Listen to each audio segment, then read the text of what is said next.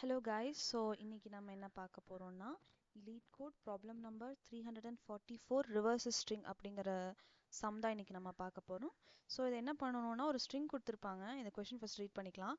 Write a function that reverses a string. The input string is given as the array of character S.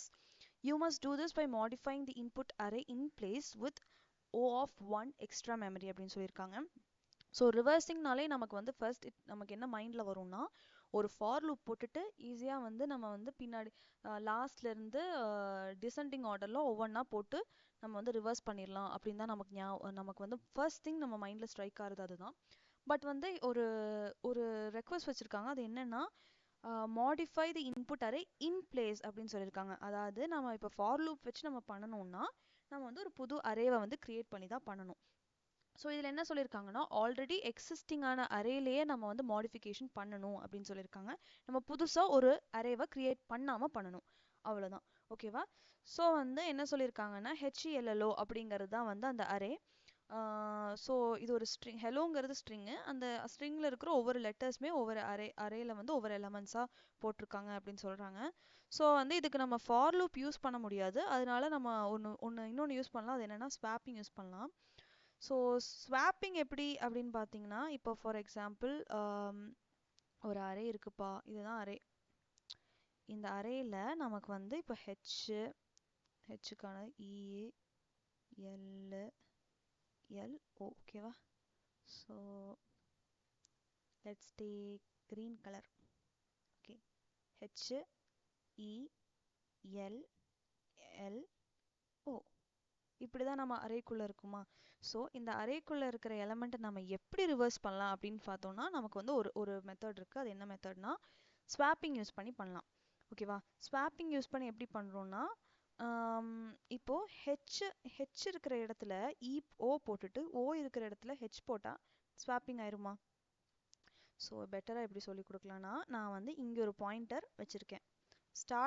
இந்த pointer பேர் வந்து start, இந்த pointer பேர் வந்து end அப்படின்னு சொல்லி ரெண்டு பாயிண்டர் வச்சுருக்கேன். இந்த ஸ்டார்ட் எதை பாயிண்ட் பண்ணணும்னா அரேயில் இருக்கிற ஃபர்ஸ்ட் எலமெண்ட்டை வந்து பாயிண்ட் பண்ணணும். இது என்ன பாயிண்ட் பண்ணணும்னா அரேயில் இருக்கிற லாஸ்ட் எலமெண்ட்டை வந்து பாயிண்ட் பண்ணணும். ஓகேவா? ஸோ இந்த ஸ்டார்ட்டையும் எண்டையும் நம்ம ஸ்வாப் பண்ணிட்டோம்னா இது இந்த இடத்துல O ஆயிரும், இந்த இடத்துல ஹெச் ஆயிருமா? ஓகேவா? ஸோ இது ரெண்டு ஸ்வாப் பண்ணிட்டோம். ஸ்வாப் பண்ணதுக்கப்புறம் இந்த ஸ்டார்ட்டை வந்து இன்க்ரிமெண்ட் பண்ணிவிட்டு நான் இந்த ஸ்டார்ட்டுங்கிற பாயிண்டரை இங்கே கொண்டு வரேன். எண்டை வந்து டிக்ரிமெண்ட் பண்ணிவிட்டு இதை வந்து இங்கே கொண்டு வரேன். அப்போது இது ரெண்டும் இது பண்ணதுக்கப்புறம் இதையும் நம்ம ஸ்வாப் பண்ணிக்கலாம். இதையும் நம்ம ஸ்வாப் பண்ண என்ன ஆகும்? எல் வந்து இங்கே வந்துடும், வந்து இங்கே போயிடும். ஓகேவா? புரிஞ்சா? ஒரு நீட்டாக இன்னொரு டயக்ராம் போட்டுடலாம். ஸோ ஸ்வாப் பண்ணதுக்கப்புறம் எப்படி இருக்கும் அப்படின்னு நம்ம இங்கே போட்டுடலாம். சாரி,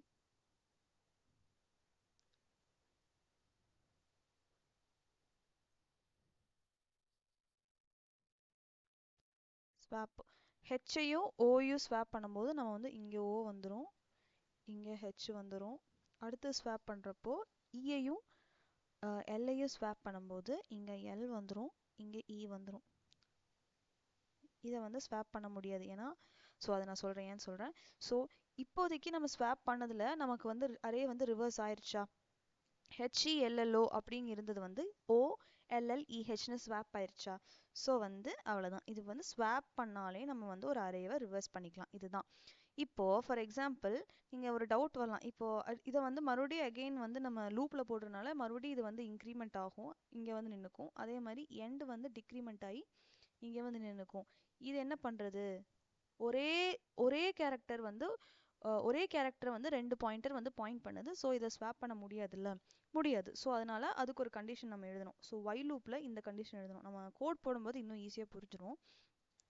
ஸோ வந்து நான் இப்போ என்ன சொன்னேன், ஸ்டார்ட்டு எண்ட் அப்படின்னு சொல்லி ரெண்டு நம்ம கிரியேட் பண்ணணும்னு சொன்னேன்னா, அதனால் அதை கிரியேட் பண்ணிக்கலாம். ஸ்டார்ட் ஈக்குவல் டு, ஏன் 0 போடுறோம்? ஏன்னா வந்து அரேயோட ஃபஸ்ட்டை வந்து பாயிண்ட் பண்ணணும், அதனால் ஸ்டார்ட்டோட வேல்யூ 0ன்னு போடுறேன். அதே மாதிரி எண்டு என்னவா இருக்கணும்னா அரேயோட லாஸ்ட்டாக இருக்கணுமா? அதனால் அரேயோட நேம் வந்து எஸ் டாட் லெங்த் -1 போட்டுக்கலாமா? ஏன் -1 யூஸ் பண்ணுறோம்? ஸோ இதுதான் வந்து நம்ம அரேவா. ஸோ ஒரு நிமிஷம், நமக்கு இது எதுவுமே வேண்டாம். ஓகே, ஸோ வந்து ஒரு அரே இருக்கு, இதுதான் அந்த அரே. அரேல வந்து ஓகே, ஸோ HELLO அப்படின்னா இந்த அரேயோட இண்டெக்ஸ் எதுலேருந்து ஸ்டார்ட் ஆகும்? 0 1 2 3 4 ஸ்டார்ட் ஆகுமா? அப்போ இதோட லெங்த் என்ன? ஆனால் அரேயோட லெங்த் அப்படின்னு நம்ம கேட்டோம்னா அதோட லெங்த் வந்து 5. Number of elements in the array தான் அதோட லெங்த். ஸோ நம்ம வந்து இந்த கோடில் வந்து எஸ் ஆஃப் லெங்த் அப்படின்னு மட்டும் போட்டோம்னா 5 அப்படின்னு போட்டிருக்கோம். ஆனால் நமக்கு வந்து லூப்பில் வந்து 5 வரைக்கும் ரன் ஆகணுமா? இல்லை, 5 அப்படின்னா லூப்பை விட்டு வெளியவே போயிடும். அதனால தான் நமக்கு வந்து 4 வரைக்கும் தான் ரன் ஆகணும் அப்படின்னு சொல்றதுனால தான் அரே ஆஃப் லெங்த் -1 பண்ணிட்டோம்னா அந்த லூப் வந்து கடைசி வரையும் ஓடும். ஓகேவா? அதனாலதான் இப்போ நம்ம என்ன பண்றோம்னா ஒரு while loop யூஸ் பண்றோம். இந்த while loop வந்து எப்படி இருக்கணும்னா ஸ்டார்ட் லெஸர் தென் எண்டா இருக்கணும். ஓகேவா? ஸோ இது ஏன்னா நம்ம வந்து அப்படியே சொன்ன மாதிரி இப்போ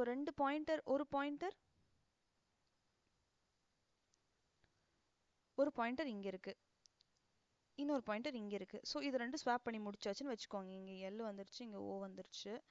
ஸோ இதை மறுபடியும் நம்ம இன்க்ரிமெண்ட் பண்ணும்போது இது இங்கே வந்துடும், இது இங்கே வந்துடும். நமக்கு தேவையில்லை, ஆல்ரெடி இங்கே இந்த பொசிஷனில் இருக்கும்போதே ரெண்டுமே ஸ்வாப் ஆயிடுச்சு. நமக்கு வந்து இது ரெண்டும் ஒன்றா இந்த பொசிஷனுக்கு வரணும்ட்டு அவசியமே கிடையாது.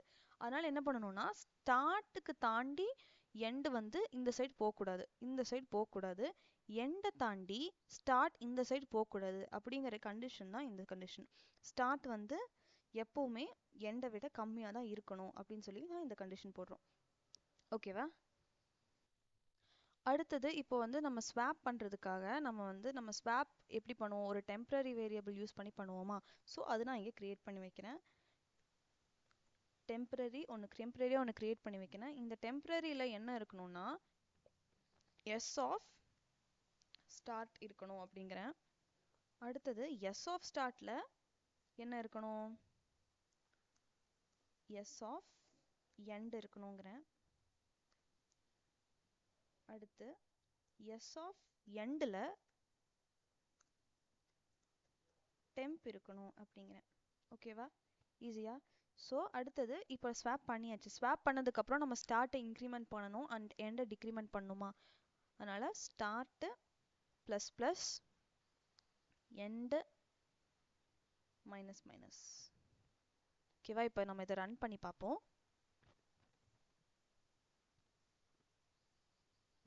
ஓகே, பக்காவாக நமக்கு ரன் ஆயிடுச்சு. இப்போ நம்ம சப்மிட் பண்ணலாம். கைஸ், நான் இதை ஆல்ரெடி வந்து போட்டு பார்த்துட்டு தான் வந்து நான் உங்களுக்கு எல்லாமே சொல்லித்தரேன். ஸோ யா, ஓகே, நமக்கு வந்து ரன் ஆயிடுச்சு.